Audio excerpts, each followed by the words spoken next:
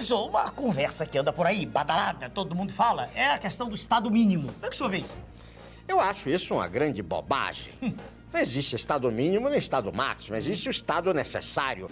Qual a nação neste mundo que, seguindo o receituário do FMI, desenvolveu-se? Eu quero saber. Aliás, vendo em conjunto, em todo o mundo, o que podemos afirmar é que nação que entregou o seu patrimônio, entregou as suas empresas, entregou o seu comércio, entregou as suas fábricas, entregou as suas terras, entregou a sua economia aos interesses estrangeiros, não se desenvolveram. Só se desenvolveram aquelas nações que, com brio, com orgulho, procuraram, através do seu próprio povo, construir e fazer o desenvolvimento. Dizem que isso é modernismo, que vamos ingressar no primeiro mundo, que o Estado deve ser o menor possível e que tudo que é estatal deve ser privatizado. Pois bem, volto a insistir em relação a esta onda, este verdadeiro bombardeio de propaganda visando nos confundir. Vejam, por exemplo, o que fazem com este falso dilema: privatização, estatização. Quando que, a rigor, o que nós devemos buscar é o interesse público. Privatizar nos países desenvolvidos é uma coisa muito diferente do que ocorre aqui. Privatizar aqui é praticamente concentrar o capital. Por conseguinte, uma linha antidemocrática, uma linha antissocial e contrária ao desenvolvimento. Privatizar naqueles países é praticamente democratizar o capital. Aqui não. Com agravante de que, em geral, conforme o vulto da empresa a ser privatizada, vai cair nas mãos do capital internacional. Por conseguinte, a desnacionalização da economia. Para que servem as privatizações?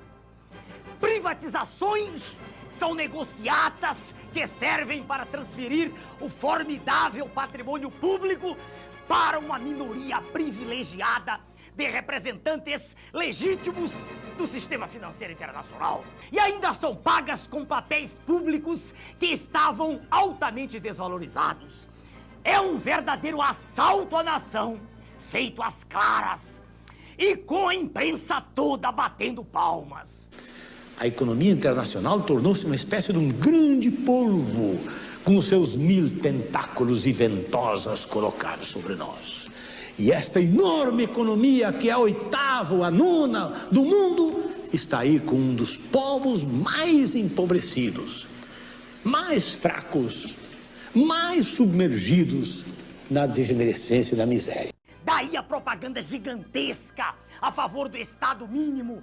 Destruído o Estado, segue-se o esfacelamento da nação, fazendo com que o povo não acredite em nada que é nacional, com que perca a sua autoestima e que tenha vergonha de ser brasileiro.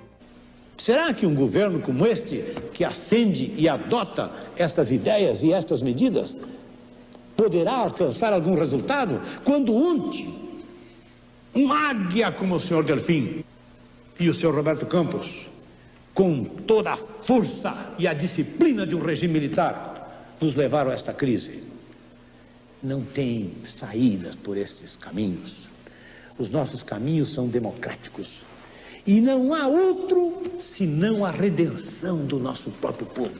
Nós temos que nos voltar essencialmente para dentro, com vergonha, com orgulho, com amor próprio, nós próprios fazer o nosso desenvolvimento. Com a desculpa de modernidade, de entrar no primeiro mundo, o que estão fazendo é destruir a indústria nacional.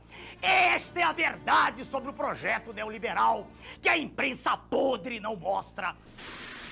Cuidado, povo brasileiro, com toda esta massa de propaganda que está aí.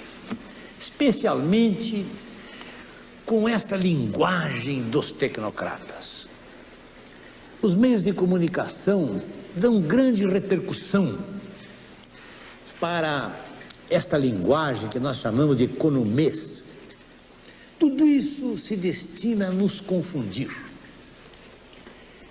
embaralhar a nossa visão do conjunto.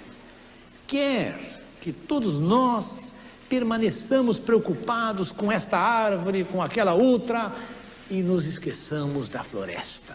Nós precisamos considerar que a economia brasileira não é autônoma, não é um universo independente, fechado. De tal modo que, resolvendo o problema do déficit público, resolvendo mais este e mais aquele outro problema, a situação desta, daquela árvore, nós teremos a solução da floresta resolvida. Não. Isto é uma economia que está inserida num grande estômago, que é a economia internacional. Porque o Brasil, essa é a grande verdade, tornou-se, nestes tempos, o maior centro da roubalheira internacional de toda a história humana. Os negócios da China tornaram-se agora os negócios do Brasil. E a classe dirigente que entrou nesta cumplicidade esconde do povo brasileiro essa verdade. É hora de unir, não de desunir. Vamos nos unir todos nós, cidadãos comuns da nossa terra, que estivemos até agora observando a história. Vamos nós mesmos fazer a nossa história. Vamos unir, portanto, rua com rua, bairro com bairro, cidade com cidade, estado com estado, todos falando a mesma língua, a língua de uma grande nação, próspera e rica, que será a maior nação do mundo no século XXI. É preciso mudar toda a concepção política atual, a fim de que se possa revigorar, fortalecer, engrandecer e salvar nossa pátria. Meu nome é Enéas. Acho que nós, brasileiros, necessitamos realizar esse esforço, apelar para os nossos próprios valores, apelar para o exemplo, para as ideias que nos deixaram os fundadores dessa nação. Não vai ser nos entregando, não vai ser fazendo a miséria do nosso povo, não vai ser nos submetendo aos interesses internacionais é que nós iremos construir este país.